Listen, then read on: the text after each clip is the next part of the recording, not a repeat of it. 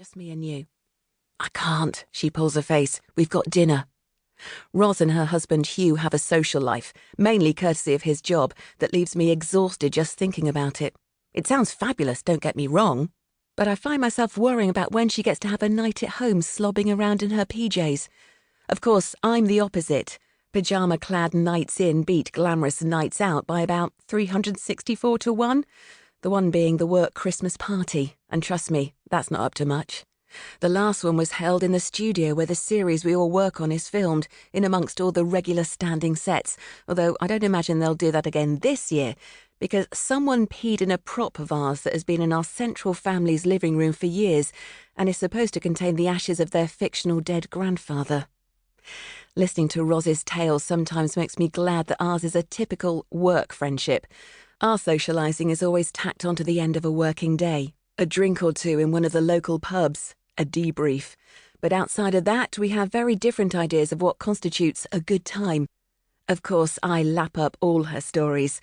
I just would rather have an early night than feature in them. Glenn seems to have reached the point where everyone is about to raise their glasses again in another toast. I have no idea what he's said about me, but I assume it's all good. People are smiling anyway. Everyone clinks my glass. "Well deserved," Glenn says when it's his turn. "Thanks," I say. I really do appreciate it.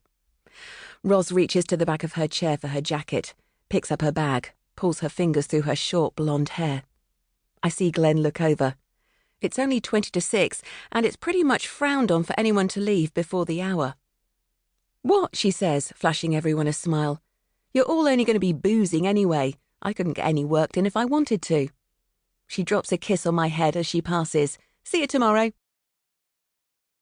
By 10 past, I'm on my way too, teetering gingerly on the icy pavements, slightly tipsy after 3 glasses of Prosecco. I wrap my scarf over my nose and mouth, pull my coat tight round me and head for the station. I'm still glowing from the news. Or maybe it's the drink. I didn't expect to get the job. I thought I was the outsider, that Juliet had the experience, the more impressive CV. I wonder if she'll resign now that her ambitions have been thwarted. Lorraine and Joe were all for us moving on to the pub, but I managed to convince both myself and them that starting my first day as script executive with a raging hangover wouldn't give the best impression. So it's home to a microwave M&S lasagna and an early night. I know how to let my hair down. On paper, I am the sad middle-aged lady living alone with only a cat for company. That's me, the butt of a million jokes. I realise that makes me sound like I'm tragic. I'm not. I love my basement flat, and the being alone bit is only temporary till I find a lodger. Plus, we all know 50 is the new 30, and I'm only 43, so that makes me positively youthful. And I didn't always live on my own. I have a daughter, Ashley, who's 22. Father unknown, or at least I know who he is, I just never kept in touch. She's living with her boyfriend in Bristol, where they were both at uni until last June. She's just found out she's pregnant. I'm not going to lie, I cried when I found out, and not through joy either. She's too young. She barely even knows who she is yet. I know what it's like. I've been there. And even though I can't imagine my life without my daughter, I don't think I would choose to go there again. The one big difference is that she's not on her own. I know that she and Ryan thought long and hard before they decided to keep the baby, and I'm proud of them that they dealt with it head on. They're in it together. But do I wish it hadn't happened? Is it terrible to admit that I do?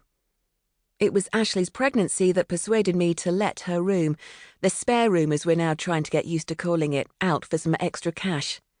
Once I heard about the baby, Ashley and Ryan both came to stay and they tearfully broke the news. I knew that I couldn't let them struggle like I had. Having to choose between buying tea bags or baby wipes. Tea bags won out every time, sorry Ashley.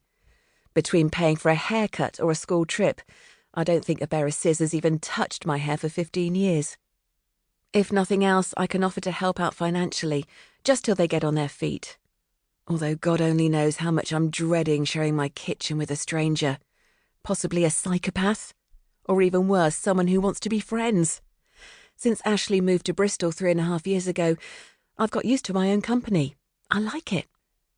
After years of single mumdom, I finally put myself and my career first when Ashley left for uni. Before that, work was a means to an end, a way to keep us afloat but still leave me enough time.